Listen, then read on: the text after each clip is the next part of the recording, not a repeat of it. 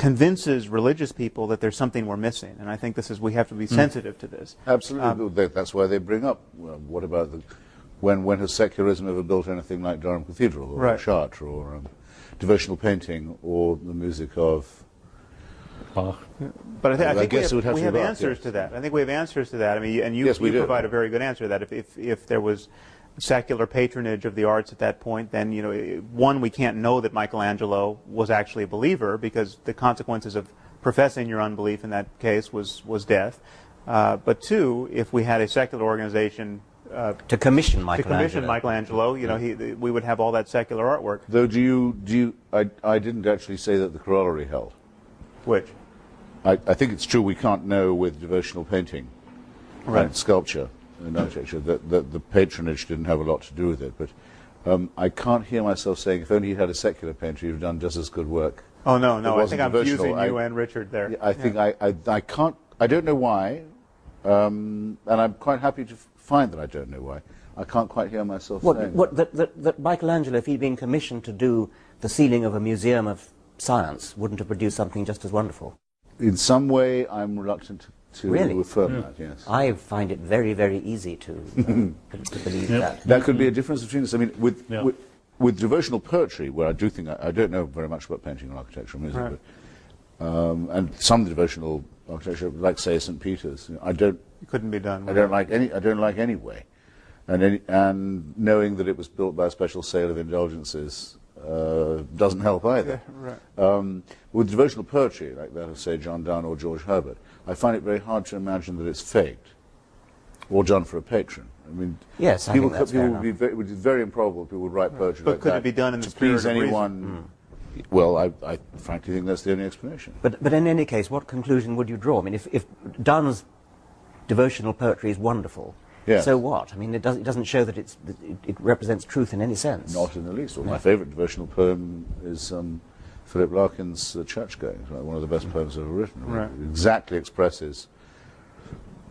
I wish I had it here. Well, actually, I do have it here. If you like, I can read it. But I wouldn't trust anyone who believed any more or any less than Larkin does when he goes to a wayside Gothic church in the English countryside. Who felt, I don't say believed, I shouldn't say believed, who felt any more than he does. He's an atheist. Or who felt any less, that there's something serious about this. All right, but... And something written into the human personality and as well as the landscape. Well, this brings us back to your I don't see that this is anything other than a special case. It says nothing about the truth of religion. I don't think this is see how this is anything other than a special case. Other special cases of which would be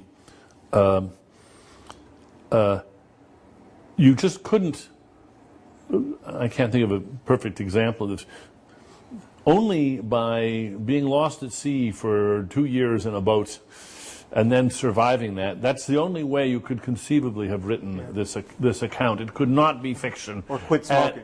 And it's glorious, wonderful art, and that can be true, and we just accept that's true. And Donne's poetry, only very extreme circumstances could make it possible, and we can be grateful, perhaps, that those extreme circumstances existed and made this possible. In his case, Right. But now you wouldn't recommend being lost at sea to everyone. No, No, I wouldn't recommend Death Be Not Proud to anyone either. It's a wonderful poem. It's a complete gibberish if you look only at the words. But it's the most extraordinary gibberish if you look only at the words. But there's an X factor involved, which I'm quite happy to both assume will persist and will need to be confronted. Right. You raised this issue, though, of whether or not we would wish the churches emptied on Sundays. And I think you were uncertain whether you would, and I think I would agree. I would want a different church. I would want a different ritual, motivated by different ideas. But I think there's a place for the sacred in our lives, but under some construal that doesn't presuppose any bullshit. But I think there's a usefulness to seeking profundity as a matter of our attention, and our neglect of this area, I think, as atheists, at times makes even our craziest opponents seem wiser than we are. And I mean, take someone like Sayyid Qutb, who's, as crazy as it gets. I mean, Osama bin Laden's favorite philosopher. But he came out to Greeley, Colorado, I think it was, around 1950, yes. and spent a year in America, and noticed that all his American hosts were spending all their time gossiping about movie stars and trimming their hedges and coveting each other's automobiles. And he came to believe that America was or the West was so trivial in its preoccupations and so materialistic that it had to be destroyed. Now, this shouldn't be construed as giving any credence to his worldview, but he has a point. There is something trivial and horrible yes. about the day-to-day fascinations of most of us and most people most of the time. There's a difference between kind of really using your attention wisely in a meaningful way and our perpetual distraction. And traditionally, only religion has tried to enunciate and clarify that difference. And I think that's that's a lapse in our. I think you've made that point, and we've accepted it, Sam. Yeah. And I think that's. I mean, as going back to the thing about whether we like to see churches empty, I think I would like to see churches empty. What I wouldn't like to see, however, is ignorance of the Bible, because you cannot understand literature without knowing the Bible. You can't understand art. You can't understand music. There are all sorts of things you can't understand for historical reasons. But those historical reasons you can't wipe out. They're there.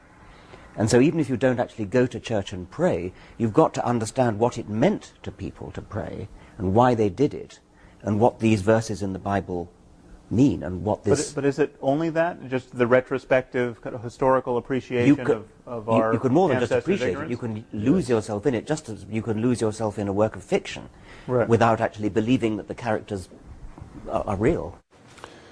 But you're sure you want to see the churches empty? You can't imagine a variety of churches, maybe by their lights an extremely denatured church, a church which has ritual and loyalty and common cause and purpose, but and even and music, and music, and they sing the songs and they do the rituals, but where the irrationality has simply been laundered out. Okay, yeah. So you go to those places for funerals and weddings and yes, and you have beautiful poetry and music. And also for group solidarity. To create some project which is hard to get off the ground otherwise.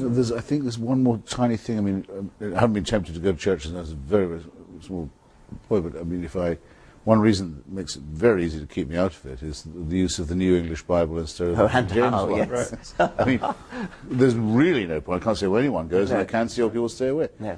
They've thrown away all the poetry, pearl richer than all their tribe. Absolutely. They don't even know what they've got. It's terrible. If I was a lapsed Catholic and I brooded about how I wanted my funeral to be, which is not something I would. Want the Latin Mass? Yes, absolutely. Well, but I mean, there's another issue there, which of course is that when it becomes I want a proper intelligible, when it becomes intelligible, the nonsense becomes more transparent, and so if it's in Latin, it can survive much better.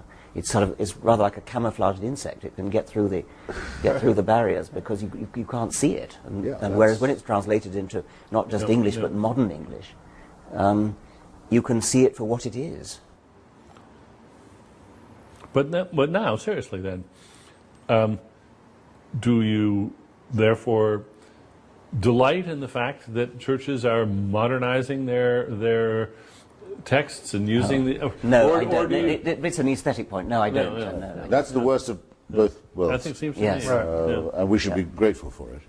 We didn't do this to them. Yeah, that's right. We didn't impose this on them. Any more than we weren't clever enough. Any more than we don't blow up Shia mosques either. Yeah. No. We don't blow up the Bamiyan Buddhas. Bamiyan Buddhas, exactly. We don't desecrate. We would be for the reasons given by Sophocles and Antigone. We would have a natural resistance to profanity and desecration. We leave it to the pious to destroy churches and burn synagogues or blow up each other's mosques.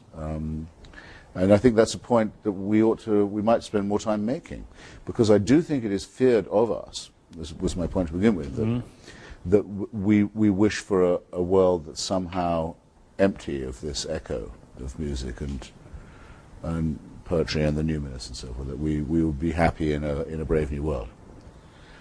And since I don't think it's true of any of us, no, it's not. It's a point one might spend a bit more time making, that Yeah. the howling wilderness of nothingness is much more likely to result from holy war or religious conflict or theocracy than it is from a proper secularism, which would therefore, I think, have to not just allow or leave or tolerate or condescend to or patronize, but actually, in a sense, welcome the persistence of something like faith.